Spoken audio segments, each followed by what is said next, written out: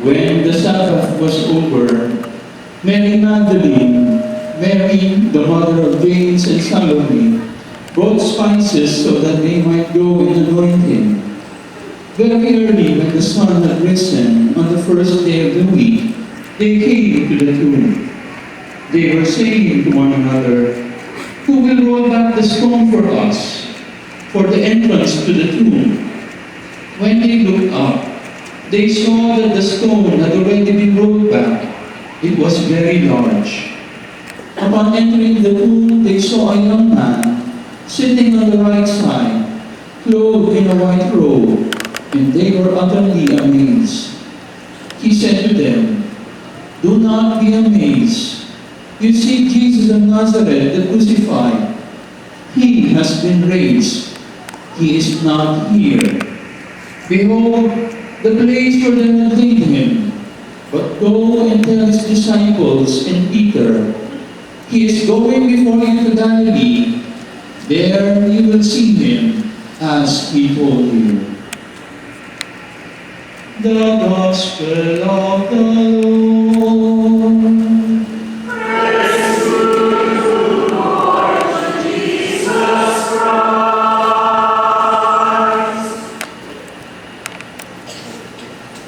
Please be seated.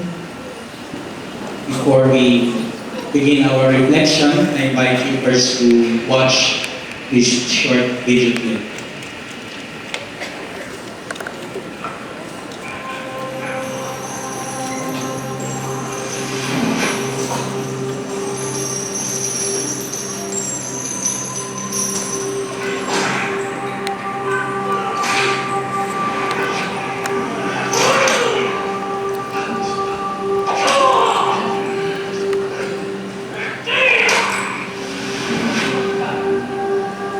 Yesterday!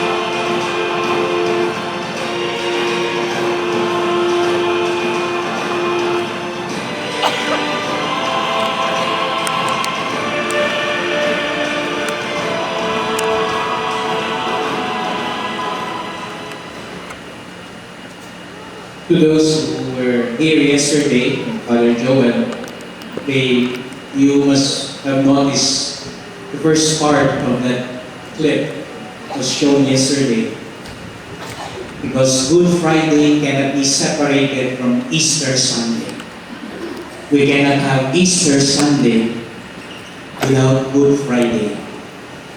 We cannot greet each other Happy Easter truly if we were not there also with Him in Calvary. And yesterday, I told those who attended the service, iba po tayo, kung busy man, siguro iba sa atin hindi nakakauwi sa probinsya kasi busy na tayo dito sa Maynila. Pero ang isang okasyon na hindi tayo pwede hindi umuwi kapag may namatay. Kasi malaking kasalanan yun pag di ka umuwi. Even as a priest, I could forego of any occasion from my relatives at the province, but somebody dies by hook or by crook, I must go home. Because that is what it means to be family. And that is also what we do during this Holy Week. We come together because Jesus, yes, He died. That's why we come together, because the church is our family. Kaya nga diba yung iba, sabi nga natin, hindi nagsisimba halos buong taon, pero pag Holy Week, umuwi sa simbahan. Nakikita-kita ulit tayo because we are family. And that is the joy of this Holy Week. Because the Lord, yes, He died on the cross, but He has risen. And that is why we can greet each other Happy Easter. Kaya pagiging nyo nga katabi nyo rin po ng Happy Easter. At palakpakan natin muli ang Panginoon.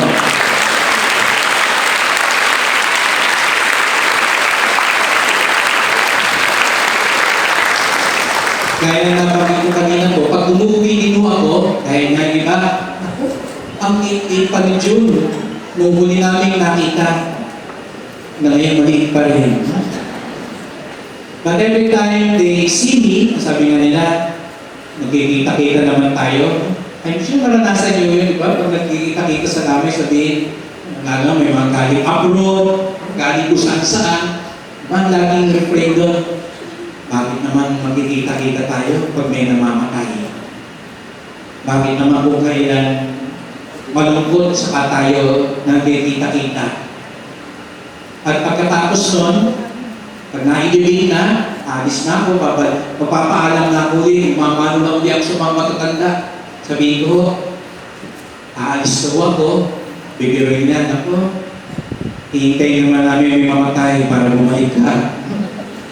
At lagi nilang kasabihin, no, pag aalis na ako, lalo na yung mga matatanda niya, we will miss you. Kaya yung mga ibang bumalik sa simbahan, tingnan nyo nga, katabi niyo, sabihin ko sa kanya, we will miss you.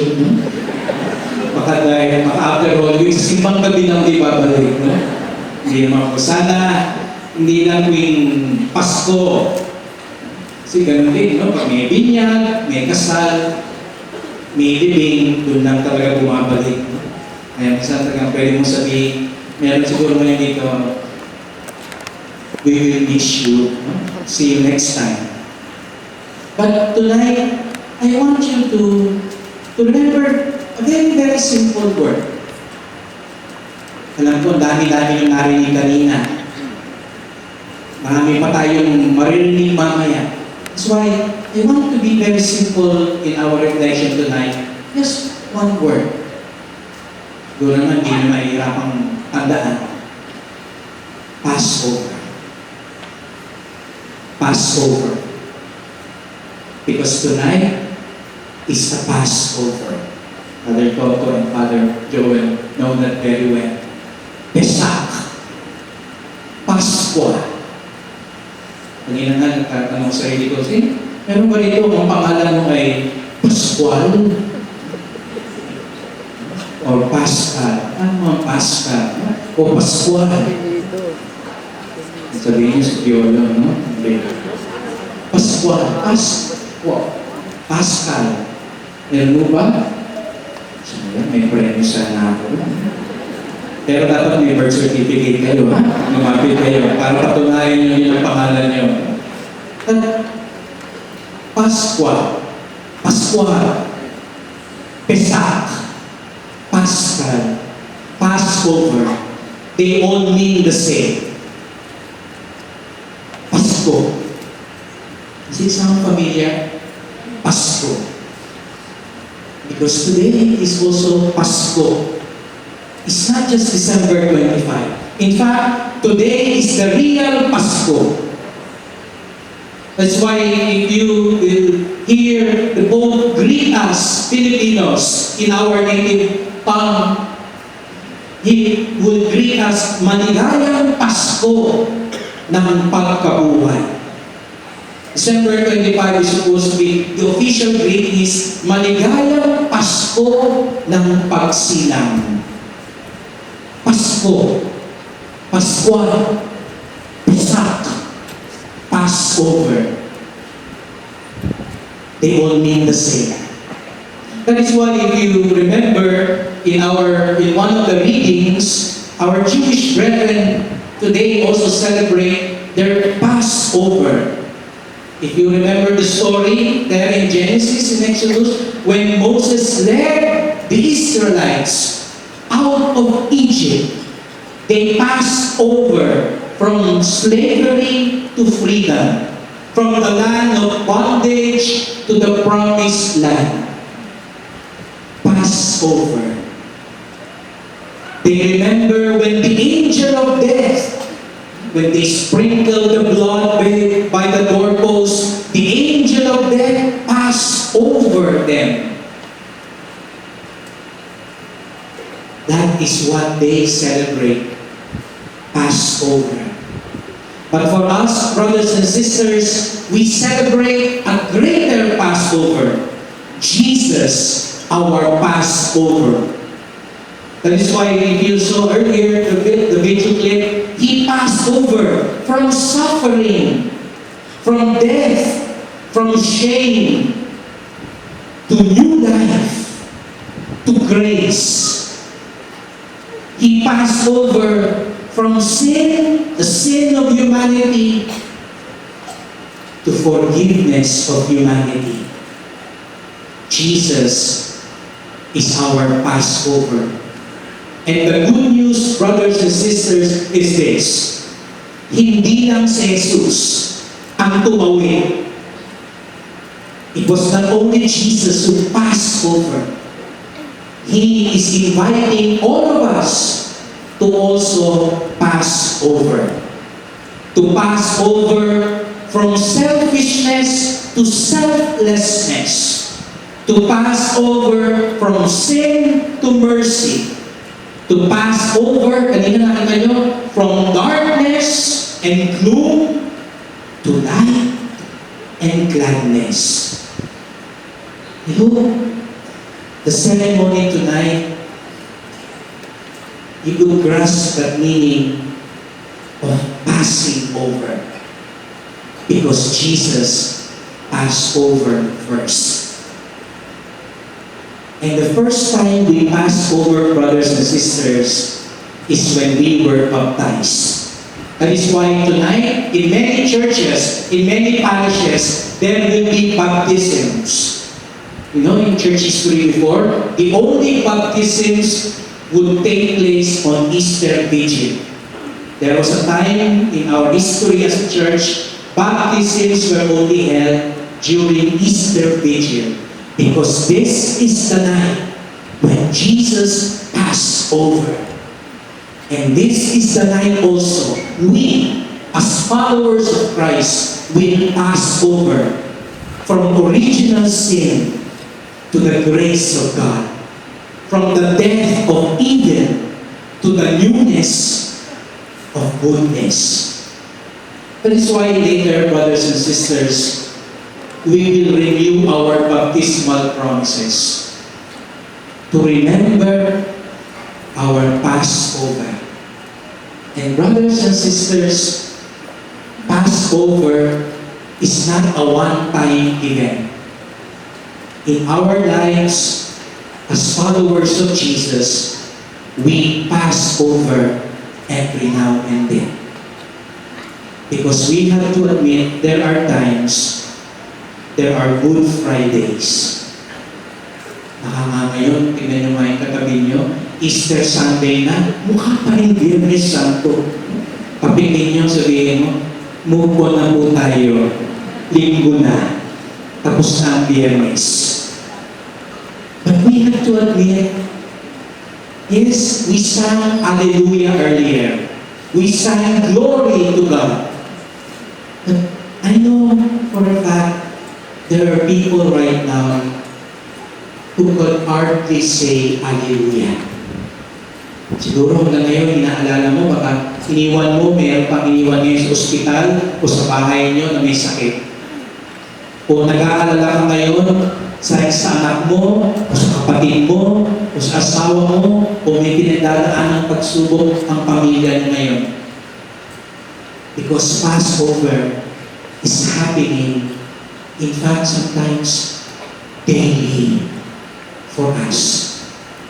But the good news is this, we can pass over.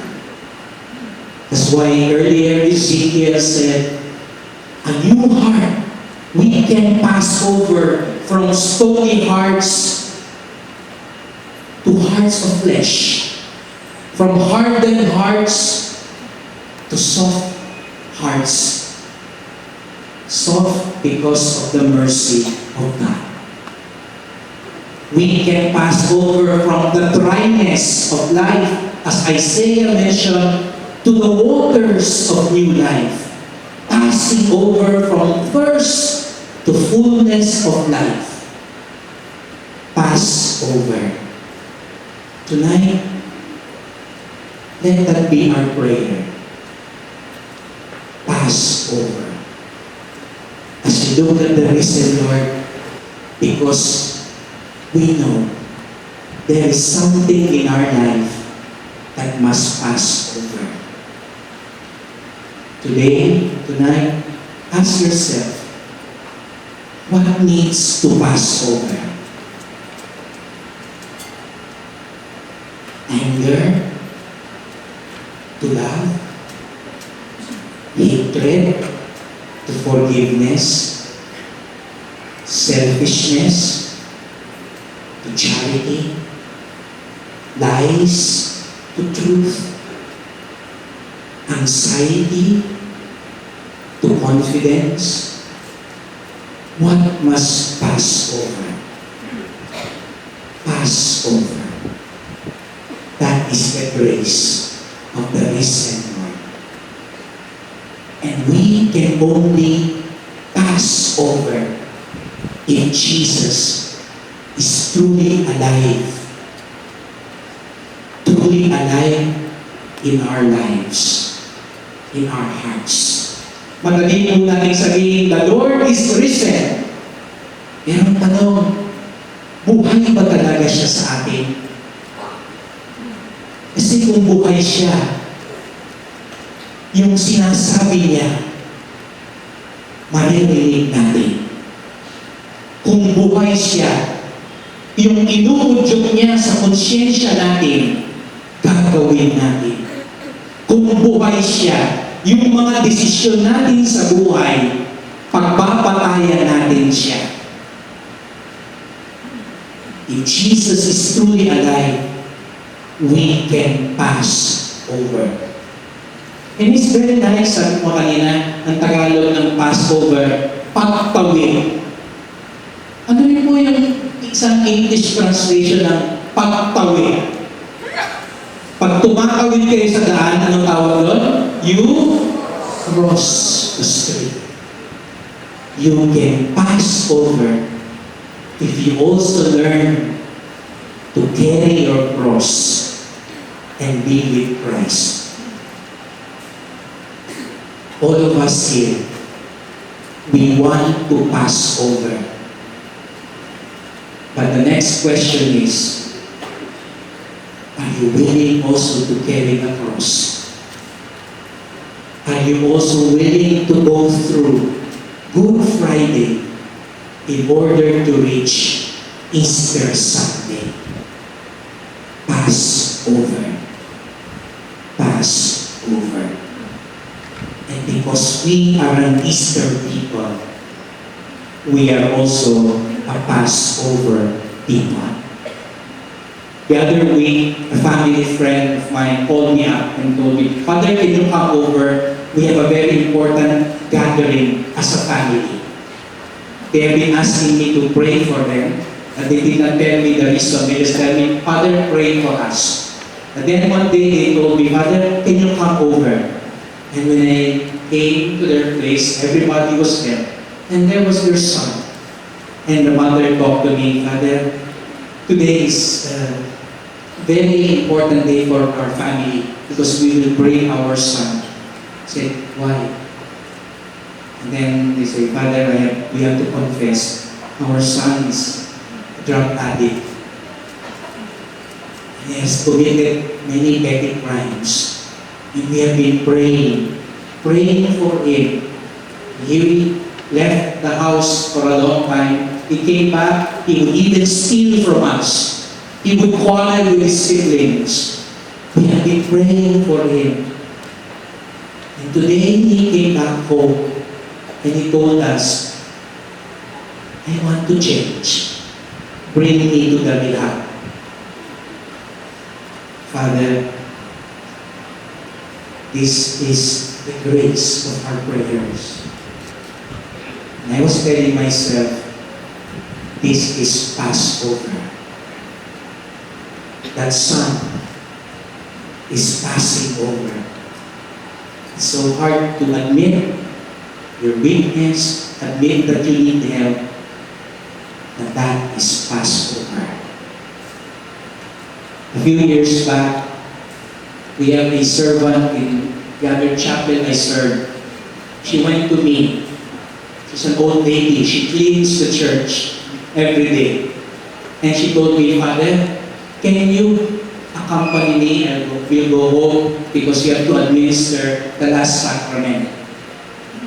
And so I came with her. We reached her home, and when I went inside the room and I saw the patient lying there, I remember yung simbahan minsan, maling kwento. It was a man. I know for a long time she was cleaning the church, and every time I asked her, "Kamusta na si Manong?" asking about her husband. And she told me, wala na ho, Father. Matay na po. So, kabilang buhay na ho. Dear Father, so kabilang bahay. The husband left her for another woman. And then, she narrated to me, one day, her husband came home.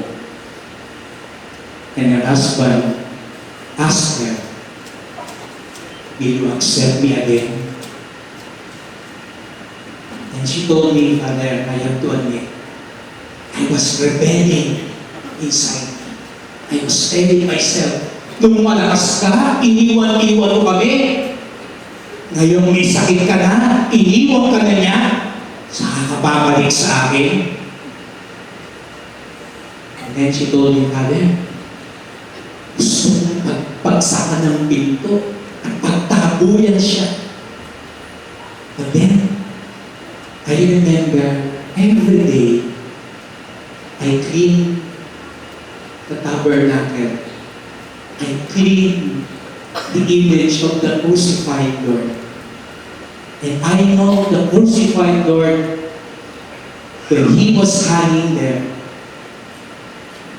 told His enemies, told the people who killed and hurt Him, Father, forgive them.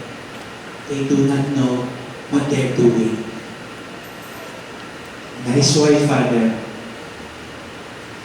I have forgiven him. She took care of him for 3 more years. And every day I see her, I tell myself, this lady, she is a living Passover.